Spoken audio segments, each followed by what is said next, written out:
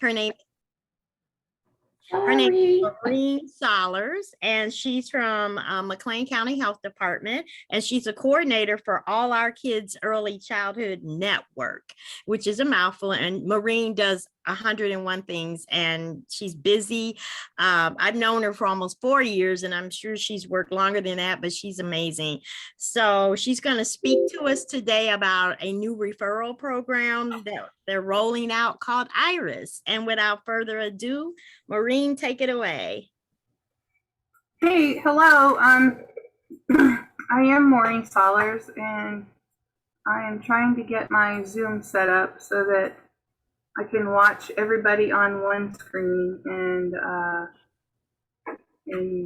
share my screen on the other one. So it's not working very well right now, but here. Okay, so share screen.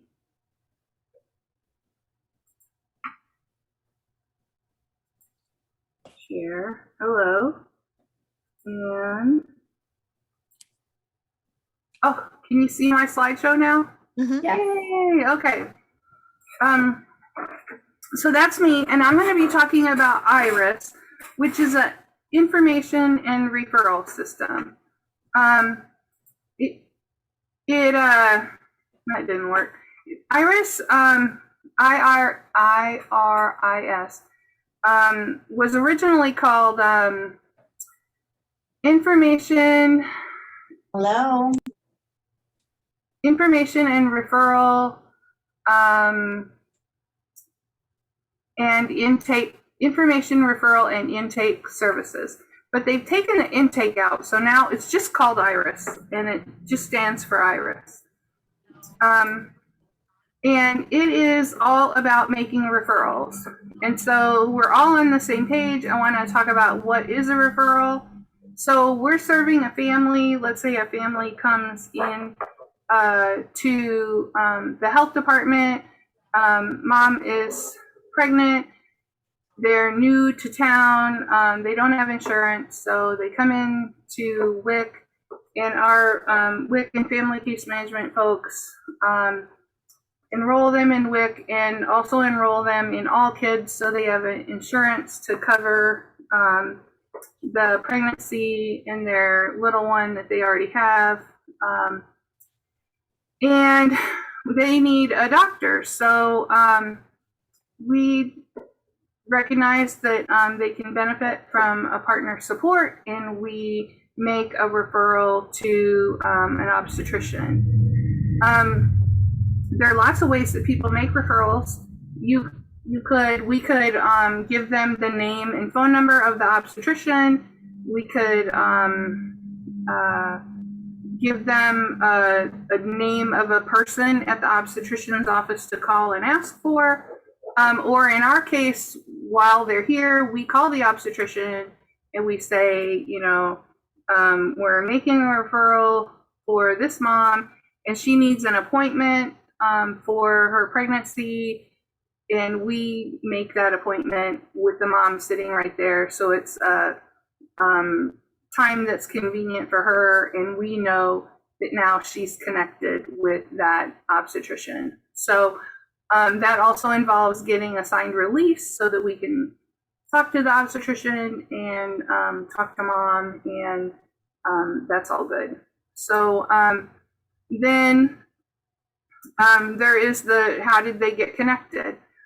If we had just given the mom the name and the phone number, then maybe next time mom came in, or when our family case manager went out to see mom, then we would say, did you go to that doctor? How did that go? Or because, with the way that we made the appointment for the mom, maybe we might call the doctor and say, did mom show up? Is there anything that we need to do to help out with mom?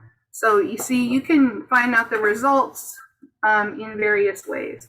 But sometimes we're better at following up and finding results than other times. And sometimes family report can be a a good thing, and sometimes, some families don't always report exactly what happened, so we don't necessarily know. With our AOK network, a couple years ago, we've been working on referrals and follow-up for a long time, and a couple years ago we created these definitions for what is a referral. And for a warm referral, that's what I just described, where we connect that family directly to the other service. So we either help the family with an appointment, or we call that other service and say, hey, can you call this family and get them started with your services. But either way, it generally involves some paperwork, signing,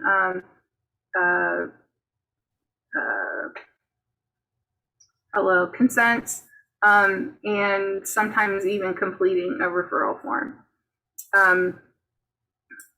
But generally with the warm referral, you find out what happened from the other agency that you made the referral to.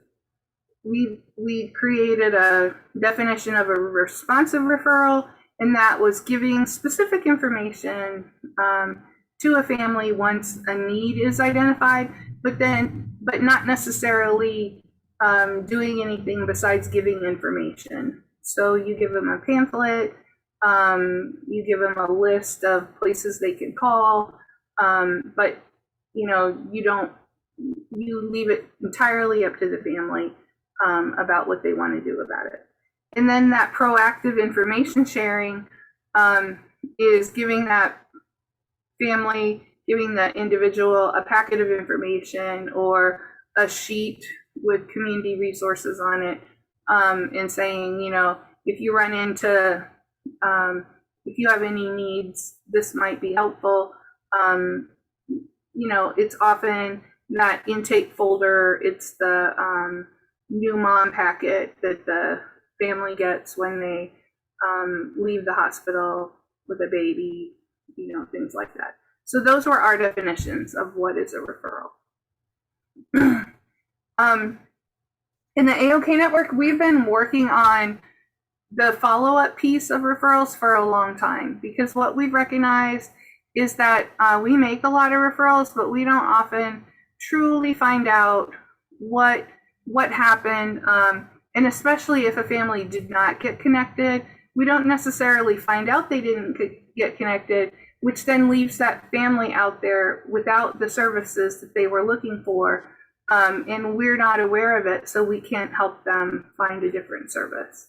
So the IRIS service is a web-based program. It was developed by the University of Kansas to help families get connected to services and help service providers know the results of their referrals and make it easier for them to follow up both with the family and continue with communication with the new service that the family is receiving. So they developed their program and were using it in many Kansas communities for quite a while, and then they started offering it across the United States. It's in at least 14 states now. In Illinois, there are about 15 service areas that have an IRIS system, and there's another 10 to 12 that are developing one. So our IRIS system covers McLean County, the geographic boundaries of McLean County only.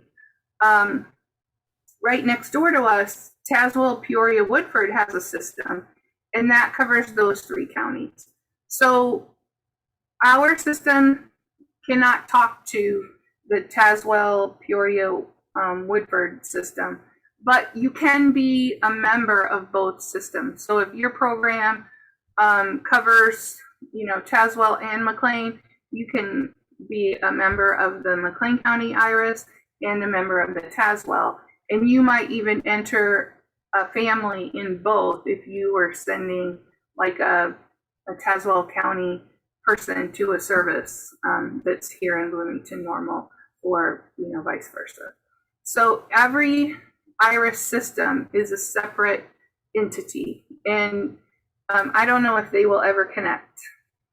South of us, DeWitt and Piatt counties, they're developing a system right now. I don't know if it's live yet, but I know they're getting close to being live. So, but it's across various communities in Illinois, and there are more coming.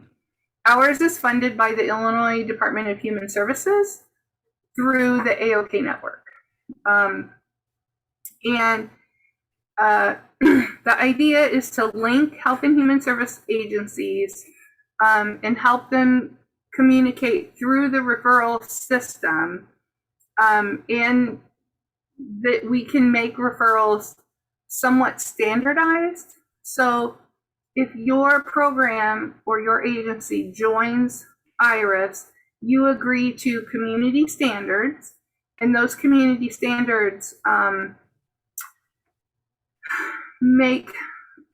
make the referrals more standardized. So for example, your program agrees that if you receive a referral, that you will respond to it within 5 business days, and that you'll do your best to complete that referral in whatever that looks like within 45 days.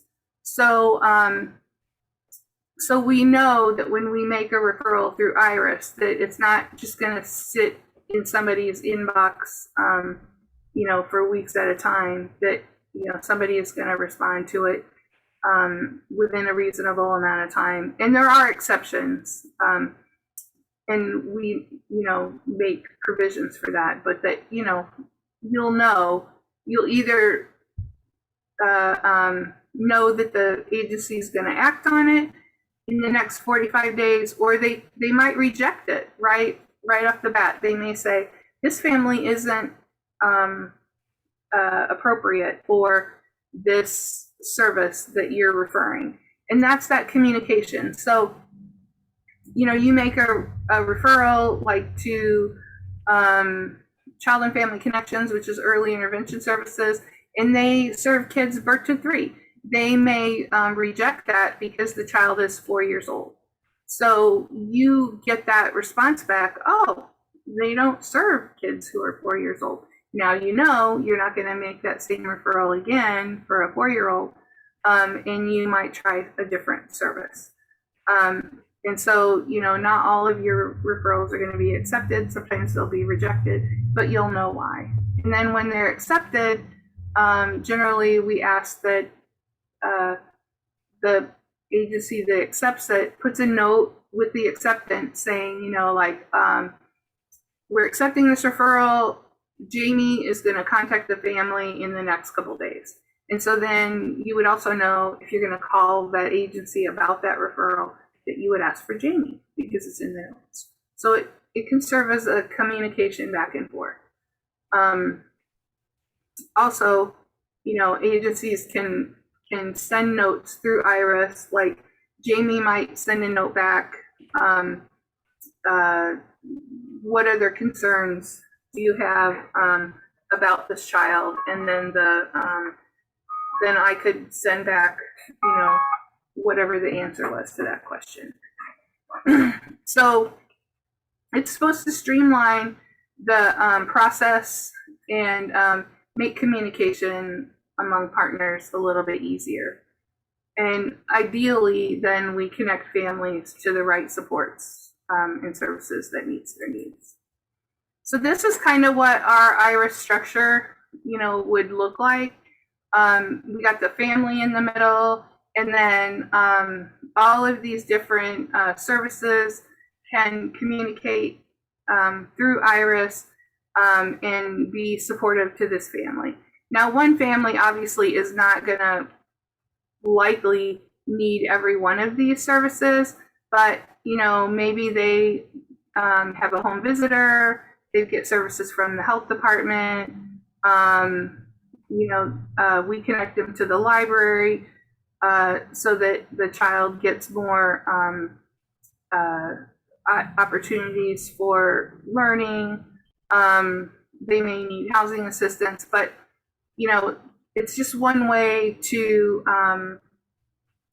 make sure that the family gets connected and that you understand that they did get connected and you get feedback. So in Iris, this nice little green box up here is the Iris logo. You have icons in Iris that shows the life cycle of the referral. When you send an Iris, or when you send a referral, you'll get this little pot with a seed in it next to the family's name. If it gets rejected, you'll get back the seed with the slash through it and a reason why. We always say if you're going to reject a referral, you need to give a reason why. And that way, again, you as a provider start to learn more about different agencies and why they or who they serve and why they might have rejected that. If it's accepted, then these two little leaves start growing out of the seed, and you know that that agency is working on it. And then when it's completed, you get the whole flower, and you know that that family, that you'll know the outcome of the referral. It doesn't necessarily mean that the family has started services. It could be completed because the agency contacted the family and the family decided they didn't want that service. So that referral was completed, and again, you got that feedback. The family didn't want the services. So the impacts for our community, families, we hope get the assistance that they need with that clear path from service to service. It also helps protect families' privacy, because when a family is entered into the Iris system, we ask the family, we explain Iris, it's a referral system, we want to put your name in this system. So when I go to make a referral, I'm going to look up Mary Jane Smith and I'm going to see, is she in the Iris system? If she is, I can see her name, her birth date, her phone number, and her email address. That's all I can see about Mary Jane Smith. And the only reason the birth date is in there is to make sure that I have the right Mary Jane Smith. So I may see that Mary Jane is already in the Iris system, but I cannot see any of the agencies that she might be connected to. Those are all siloed. So that's the only thing I can know about Mary Jane Smith, is that she's already in the system. So I get her permission. If she's not in the system, I get her permission to put her in the system. If she is in there, I click on her name, and then I go and I look for who do I want to refer her to. So, I'm here at the health department. I want to refer her for her baby for a developmental screening. I click on Pediatric Services of Mark 1st, and up comes a referral screen. And then I'm going to say, what is your current address? What's the best way to contact you? If it's by phone, our mornings or afternoons, evenings better. If it's by email, is this the right email address? But I'm going to, make a note in there. And then there's a place, the reason for the referral, and then additional key information. So, I'm going to say I'm referring for a developmental screening because this child is crawling but not walking, and I think that she should be walking by now. Then I'm going to put in like the child's name and birth date and whatever other critical information, maybe the doctor's name. But it's really not a lot of information, just the critical information that I think that pediatric services need. And then when I hit send, that information will go into Iris, and it can only be seen by the health department and Pediatric Services. It cannot be seen by any other agency that goes in and looks up Mary Jane Smith. It is totally siloed between us and them.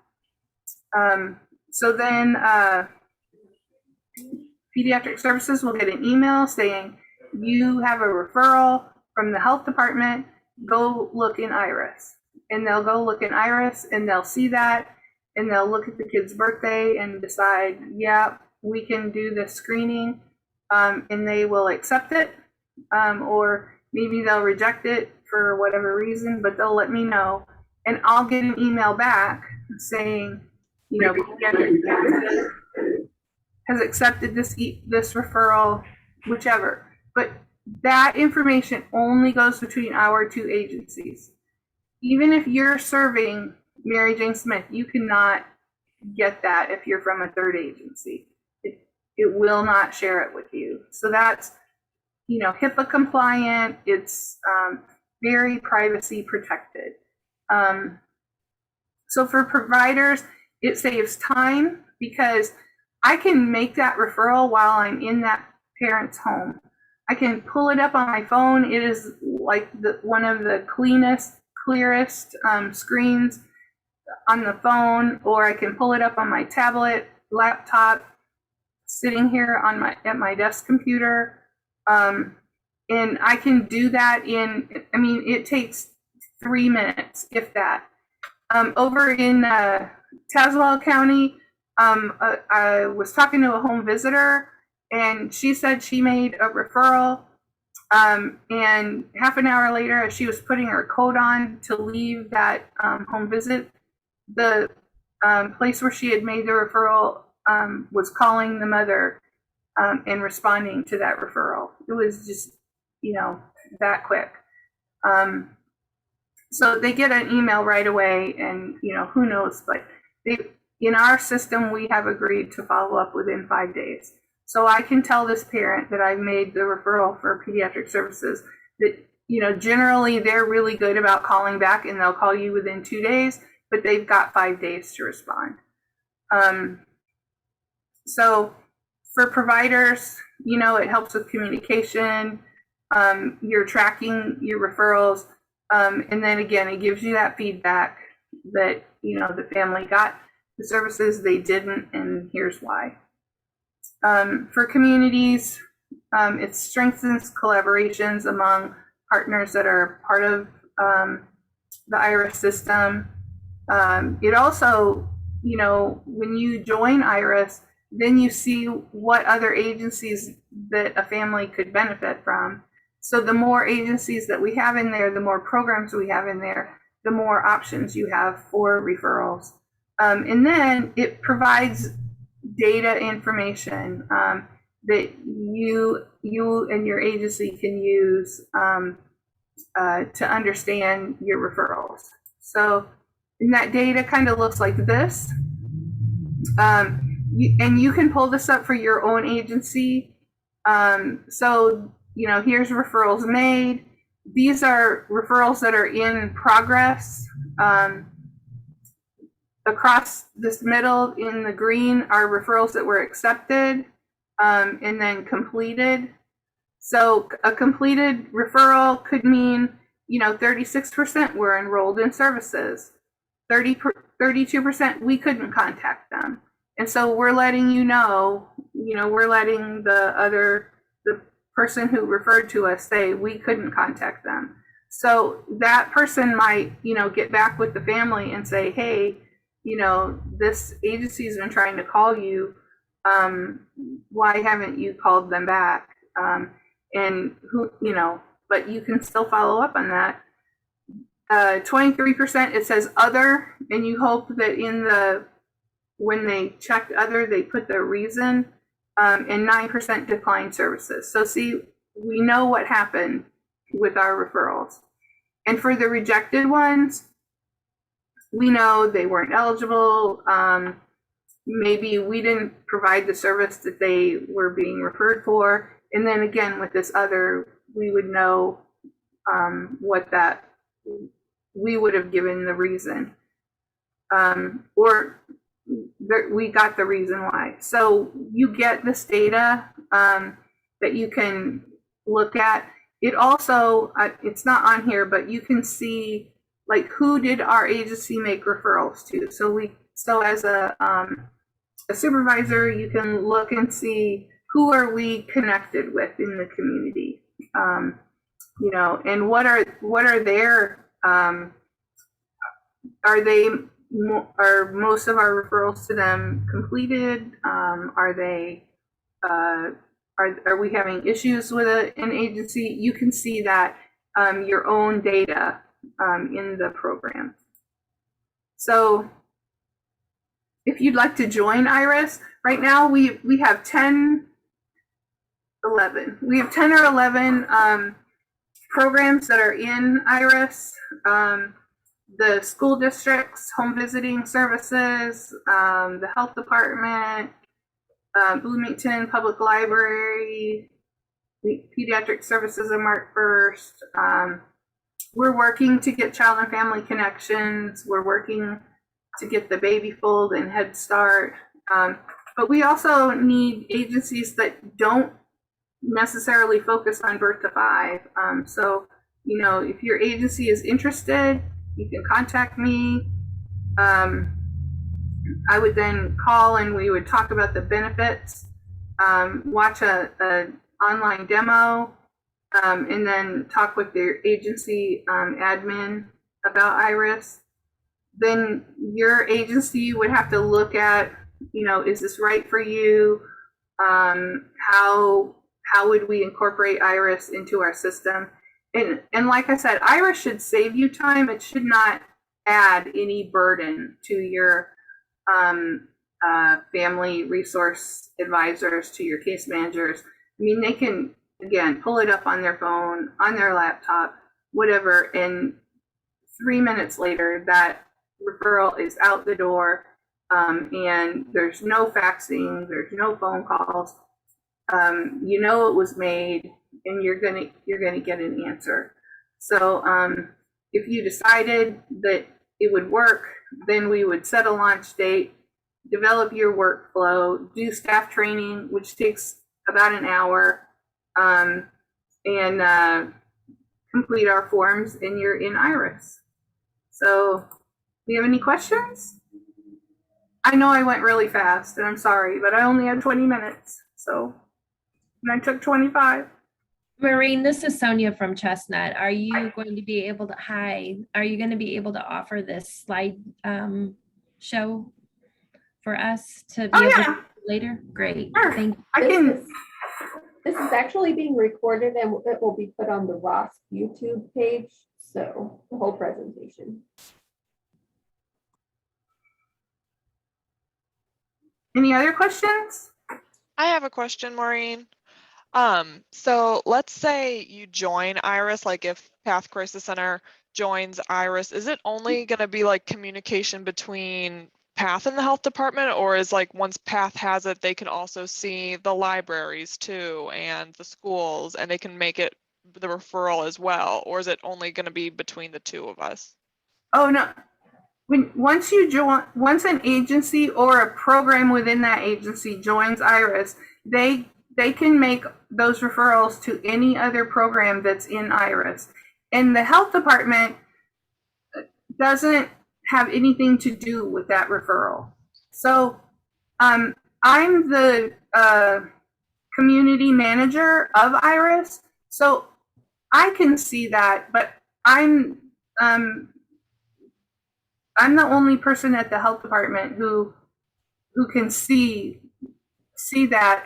And that's so that I can get data from it. And like, we might share data about referrals and how they're being made, but we would never say, oh, Path has made these referrals to these agencies.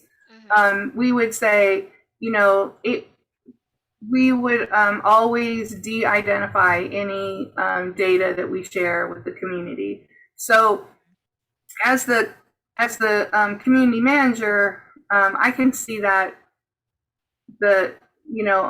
but the health department would not see what Path referred to, District 87 school, because again, that's siloed between PATH and District 87 schools. The health Okay. department has nothing to do with it. Okay, and then would we be able to see those bits of data for ourselves? So all the referrals that we made, we can see the completed, the rejected, and Yeah, okay, yeah. You can always pull up your own data. okay. Yeah, So that's great. Maureen, if this is Kiki from the Housing Authority. So the system kind of makes me think about Service Point and how you have this connection, like a continuum of services, like all together, and it's kind of like a hub point or a hub basis where you have a resident that's in the community that's receiving multiple services. You don't have access to the case notes and things like that, but you do have access to their information that will allow you to kind of understand that they are receiving services, not knowing what the services are, but knowing that they are connected to the services. Mm-hmm. Is that what you're saying? You wouldn't be able to see that in IRIS. IRIS is only about the referral. So it's not about collaboration. So the family's privacy is very much protected. And so you would only be able to see the agencies that your agency made referrals for that family. So let's say that a family is in housing and you made a referral for early childhood services to District 87, you would be able to see that referral because you made it. The family might also be receiving services from Children's Home and Aid. They may have home visiting services, but you would not know that from IRIS unless you made a referral to Children's Home and Aid for that home visiting. You wouldn't know because it's very siloed to protect the family's privacy.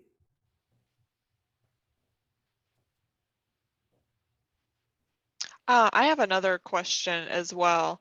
So, are there going to be any agencies that would be rejected from inclusion? So, kind of like the information and referral system that we have at PATH, like for-profit agencies are generally not included. So, do you have an inclusion/exclusion policy? So right now we have definitely stuck with nonprofits, and the each time that we add a service or a program to IRIS, we go back to the partners who are in IRIS right now and we say, this program is interested in joining. Are they an appropriate addition to this IRIS system? And so I'm thinking the only way that we would add a for-profit would be if it was a service that was needed and difficult to find in the nonprofit world. So, and where I'm thinking about that might be like mental health services, and what we were talking about at AOK meetings was that would probably be a mental health service that would accept Medicaid and or have sliding fees for families who would have a non-insurance or a difficult time paying. But those kind of decisions are made by the team of IRIS partners.